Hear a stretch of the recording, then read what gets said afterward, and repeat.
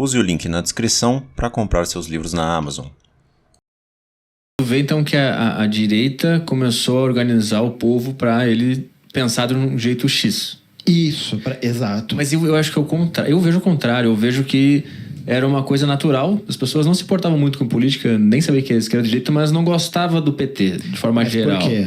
Porque existia propaganda antipetista, pois é, né? tem isso. Mas também tu concorda que tava ruim o negócio, a gente conversou antes, né? Que sim, tinha um problema, claro. Então isso... não foi algo natural do brasileiro sentir. E aí, porque eu acho que é o contrário, acho que o brasileiro sentiu, começou a sair para as ruas, e aí a direita começou, o pessoal também tá sentindo o que eu tô sentindo, então vamos juntar. Sim. Eu só acho que é o contrário, a dinâmica do que tu falou. Que, para pensar assim, né? Existiu esse sentimento, e você tem razão nisso, né? Tanto que a galera que vota no Bolsonaro porque o Bolsonaro promete mudar isso daí. Sim, exato. Né? É um discurso de certa radicalidade. E de pelo menos não o PT.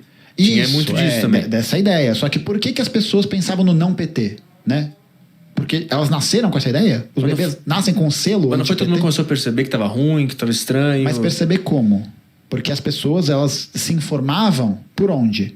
Sim, Globo, mídia, internet, entendeu? E aí, tanto que eu acho que onde a Globo se fudeu nessa história toda foi que ela foi anti-PT durante todo o seu desenvolvimento, né? Durante todos os governos do PT, ela fez questão de salientar isso o tempo todo, sem falar isso declaradamente, né? Sem dar uma abertura para isso. Mas você cria imagens que mostram isso, né? É o Lula como alguém falastrão, alguém sujo, a Dilma como uma mulher meio burra, que não sabe falar, os canos de dinheiro saindo no fundo do Jornal Nacional, querer mamar o saco do Sérgio Moro. Esse tipo de coisa foi acontecendo. Porque o projeto deles, qual que era? Era colocar alguém do PSDB. E aí o tiro saiu pela culatra. Assim, saiu pela culatra mais ou menos, né? Porque eles continuaram bem, né? Eles não... a Globo tá mal das pernas. Não, mas agora eles estão tentando tirar o bolso, né? Isso, por quê? Porque o Bolsonaro bate na Globo. Isso, porque ele bate... Mas aí ele bate na Globo por motivos diferentes do que nós comunistas batemos. São coisas diferentes, porque o Bolsonaro vai fortalecer outros grupos de mídia, do evangelistão. Sim. Entendeu? Então eu acho que sim, existia uma indignação criada pela situação em que o capitalismo brasileiro se encontrou naquele momento. Por uma crise estrutural, por uma crise global, sabe? É isso, pelas condições que o capitalismo se desenvolveu no Brasil. No Brasil. E aí as pessoas insatisfeitas com esse chip, entre aspas, tá, gente? Esse chip ideológico implementado nelas, vão se levantar contra... Lembra que os nazistas pegavam e vão culpabilizar um grupo por toda a crise, por todo o problema? É a mesma coisa. Lembra? A gente tira o PT e tá tudo resolvido. Eu acho complicado comparar tudo com o nazismo. Não, tudo porque bem. Fica muito fácil bater nesse lado. Tipo, você tá falando tipo os nazistas... Eu acho que é um pouco exagerado. Não, tudo bem. Foi um exagero, mas só para que a gente tinha falado disso antes, né? Sim. Porque e lembrar, né, que se o fascismo ele é essa radicalização ideológica, né, da sociedade capitalista, da sociedade conservadora capitalista, então ele se usa desses métodos ideológicos também, né? Ele vai se utilizar. E aí é claro, né? É que o que a Globo promoveu não foi uma lógica para genocidar uma população como o nazismo fez, por exemplo. Por isso que realmente, você tem razão, é exagero fazer essa comparação. Mas o princípio de funcionamento ideológico é o mesmo. Você criar um pânico moral frente a um suposto responsável por aquilo. Sem ter que lidar com as contradições estruturais daquele sistema onde aquela sociedade está inserida. Sim. Entendeu? É que eu só acho que quando a gente fala assim, isso é tipo fascismo, e meio que o cara que discorda de ti fica com medo até de admitir que ele discorda, porque ele não quer ser fascista, ninguém quer ser. Claro, e é isso. Por isso que o trabalho do materialista histórico, do historiador, é tentar promover essa ponte desse diálogo. Tá ligado? É a gente ter a paciência para poder explicar para as pessoas, para poder... Eu acho que não é nem explicar para as pessoas, viu, Petri? Porque eu acho que tá numa outra dimensão. Eu acho que a gente tem que escutar as pessoas. Eu acho que a gente tem que ouvir, como você falou, as indignações dela. A gente tem que ouvir e a gente, a partir dessa escuta, mostrar aonde que estão essas contradições, aonde que estão esses furos, aonde que estão esses problemas, para a gente não partir para uma análise simplificada da realidade, que é essa. Tiramos o PT, acabou o problema. Sim. Fazemos a reforma trabalhista, geraremos empregos. Não gerou. Fazemos a reforma da Previdência, vamos sanar a dívida pública do Brasil. Não sanou. Tá ligado? A gente vai resolver essas questões, quando tirar esse, da mesma forma. Tirar o Bolsonaro não vai fazer com que o bolsonarismo acabe. É isso que as pessoas muitas vezes têm dificuldade de entender. Porque o bolsonarismo é uma ideologia que opera sem o Bolsonaro. Porque o bolsonarismo nada mais é do que a ideologia histórica do Brasil. Classista, racista, misógina, homofóbica, que odeia pobre, que é focada nessa suposta superioridade do Sudeste, radicalizado. Por isso, tu acha que é tudo isso sim, que está por trás? Sim, tudo isso. Porque o racismo que a classe média tem não surgiu do nada. Mas em que ponto o Bolsonaro ele age como um racista? Quando ele fala, por exemplo, que a comunidade quilombola pesa arroba numa palestra que ele dá no Clube Hebraica. Ele fala isso. Arroba você usa para medir o quê? Boi. Animal. Quando ele fala que... Quando a Preta Gil indaga ele no programa do Super Pop, que fala, se o seu filho casasse com uma negra, o que você diria? E aí ele fala alguma coisa do tipo, não, isso não aconteceria porque meu filho foi muito bem educado. Eu lembro disso, foi no CQC. No CQC. O que é isso? Mas a pergunta foi sobre gay, o que deixa a resposta continua sendo uma bosta, mas foi sobre gay. É isso. É verdade, é sobre isso. Entendeu? Dele virar e falar, eu tive 3 filhos e uma foi uma fraquejada. Ou ele constantemente se referir a esses elementos nessa perspectiva. E é por isso que a classe média ama o Bolsonaro. Porque o Bolsonaro é um homem medíocre. Ele é um homem medíocre porque ele é médio. Tipo, ele é um tiozão do pavê. Sim. Mas isso acaba caindo em alguma política? Por exemplo, num reforço do processo de desfinanciamento do Estado. Tipo, isso aparece, porque quem que não vai ter mais acesso às políticas públicas que são realizadas pelo Brasil nesse desfinanciamento? As pessoas mais pobres. E de qualquer forma, né? Mesmo que isso não reverberasse numa política pública, a pessoa é um chefe de Estado que fala abertamente sobre essas coisas. Você acha que ele não influencia as pessoas a fazerem merda? As pessoas se sentem corroboradas pelo que ele fala, se sentem legitimadas quando ele fala para fuzilar a petralhada. Elas se sentem empoderadas para fazer isso, tá ligado? Sim. Por quê? Porque é um processo ideológico, porque as pessoas têm esse cerne histórico, né, de formação racista, misógina, etc. Porque o Brasil foi o último país do mundo a abolir a escravidão. Foi o país que mais veio escravizados no mundo. Foram 6 milhões de africanos para cá, de 12 milhões. Metade veio para o Brasil. É o país que vai permitir com que o divórcio seja legalizado em 1977. Que o analfabeto possa votar em 1988. Que o ensino médio seja obrigatório, público e gratuito para todo mundo em 1997. É uma nação que nasce sobre essa perspectiva de uma dominação feroz, de uma classe dominante ferozíssima. E por isso que quem que tá do lado do Bolsonaro? Ou foi do lado dele, né? Quando era conveniente. Sim, Empresário, latifundiário, grupos midiáticos ultraconservadores, essa galera que flerta mesmo, né? Nunca teve tanta atividade de célula neonazista no Brasil como tem hoje. Nunca teve. Por quê? Porque os caras saíram do armário. Porque tem alguém que está legitimando esse discurso. E aí é ledo engano quem acha que derrotar Bolsonaro em outubro nas eleições é a solução de todos os problemas. Numa perspectiva de curto prazo, o ideal a se fazer, né? É tirar o fascista do poder. Porque se mais 4 anos de governo Bolsonaro, o Brasil não aguenta. Não aguenta. Vai morrer mais gente de fome. É só a gente ver qual que é a política de alimentação de soberania que foi criada pelo governo. Qual que foi? Nenhuma. Qual que foi a política econômica que o Bolsonaro tentou criar para poder garantir que as pessoas na pandemia não morressem de fome? O projeto dele do Paulo Guedes, era de dar R$200 de auxílio emergencial. O que você faz com R$200? E aquele papo dos 600 mil? Então, o auxílio que ele vai expandir o Auxílio Brasil de R$600 até o final do ano, sabe até quando isso vai? Até dezembro. Acabou o ano de 2022, acabou o Auxílio Brasil. O que é isso? Oportunismo.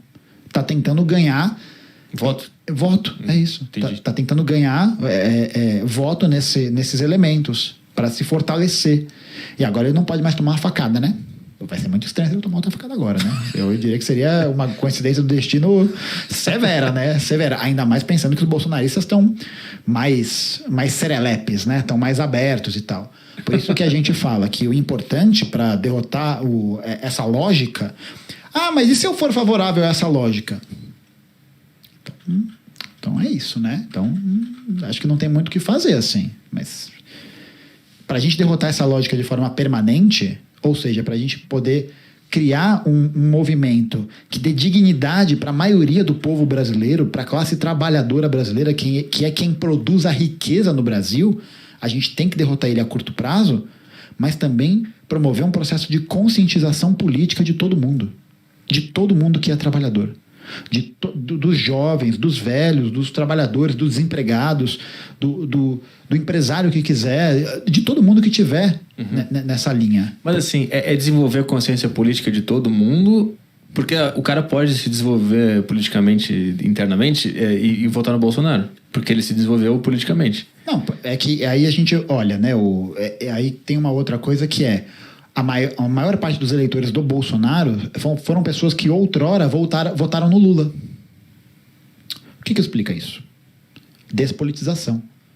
Porque no processo de politização, a gente começa justamente no debate, na conversa, blá, blá, blá, a analisar a realidade. Sim, mas não é mais fácil quando tu tá politizado tu ir para todos os lados, porque tu entende mais tudo. E quando tu fica fechado no teu, tu vai votar sempre no teu. Sim, isso não necessariamente é uma coisa boa, o cara não ter mudado de lado, né? Aí vai depender de qual projeto de sociedade você quer para a humanidade. Sim. Entendeu? Porque os fascistas não querem esse projeto.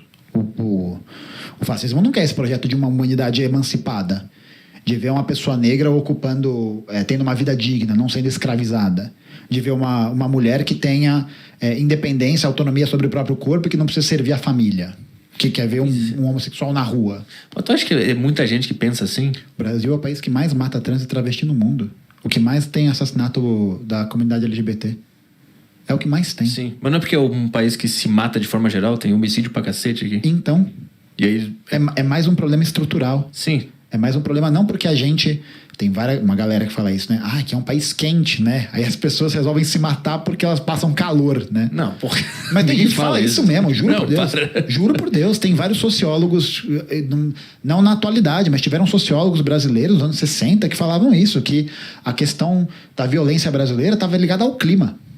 Porque o clima, uma galera mais esquentada. É sério, é papo sério, é real. E nos países que é muito frio tem menos homicídio? Aparentemente... Acho que sim, Suécia, Finlândia, o cara tava certo. Exatamente. Mas, tipo, a gente pega para analisar toda a base da sociologia brasileira, Conde Gobineau, Nina de Oliveira, Oliveira Viana, Nina Rodrigues, Oliveira Viana, que são os pilares da construção da sociologia no Brasil, todos eram eugenistas. Todos tinham essa perspectiva de que Oliveira Viana, por exemplo, ele vai defender a criação de estatutos legais diferentes para brancos e para negros. Por quê? Porque o negro é um povo diferente. É um apartheid. É um apartheid, sim. Como existiu nos Estados Unidos. O que era a lei de segregação racial, né? As Jim Crow Laws, se não o apartheid dos Estados Unidos. Sim. A mesma coisa, tá ligado? E aí o que a gente vislumbra é, beleza, a pessoa pode ser contrária a um projeto de emancipação. Pode ser. Mas se a grande maioria é trabalhador, se a grande maioria está sendo fodida, você não tem o que perder. Tipo, isso é pra você, jovem.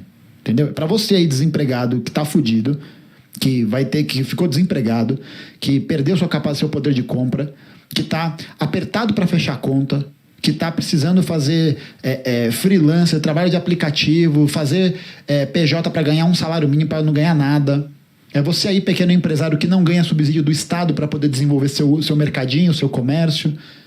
É isso, você é um trabalhador. Paga imposto pra caralho. Paga imposto pra caralho, enquanto o agronegócio não paga imposto para exportar soja. Porque tem uma lei chamada Lei Candir que não existe tributação sobre a soja que é exportada para o estrangeiro. E aí essa tributação, que não é paga ao Estado, o governo federal tem que pagar para o Estado, tem que ressarcir o Estado. Sabe onde existe um sistema parecido com isso? Na República Velha. Na República Velha vai ter o desenvolvimento daquela política que não é a política dos governadores, agora não é do encilhamento, agora eu esqueci qual que é o nome da política, mas é Convênio de Taubaté. convênio de Taubaté é um convênio que dizia que todo o excedente produtivo das lavouras de café no Brasil teriam que ser compradas pelo governo federal para poder ressarcir os estados que produzissem mais. O objetivo deles qual que era? Era tentar controlar o volume de excedente produtivo de café no Brasil para valorização desse produto como commodity no estrangeiro. O que aconteceu? Os caras continuaram produzindo. Sabe por quê? Porque foda-se. Porque dá dinheiro. Foda-se. Vou ganhar em dólar. Foda-se. É isso. Foda-se. Ah, mas o Estado vai ficar endividado. Vai. É isso. E a gente vai criar mais lobby para poder garantir que essa lucratividade aumente. A gente vai passar mais agrotóxico. A gente vai aumentar a fronteira agrícola. A gente vai desapropriar a terra indígena. A gente vai matar a liderança da terra. Vai. Vai matar tudo. Porque a lógica do lucro é essa, né, Peter? É uma lógica até nisso, né? Quando a gente fala que o liberal acha que dá para criar riqueza infinita. Não tem como, porque a gente vive num planeta finito. Não vai ter recurso para sempre. Só que por que vai faltar recurso? Porque a lógica produtiva é uma lógica de consumo do recurso que é uma lógica predatória. É uma lógica predatória. A gente olha o que aconteceu em Mariana, com a Vale do Rio Doce. Lembra disso? Brumadinho. Por que estourou a barragem? Porque não tinha fiscalização. Sabe por quê? Porque foda-se. Se morrer gente em Mariana, Brumadinho, foda-se, é pobre, é periférico, é preto, foda-se. Não interessa, sabe? Não interessa esse tipo de consequência. Porque não vai acontecer nada. Outros avisos, para você quiser interagir aqui na live hoje.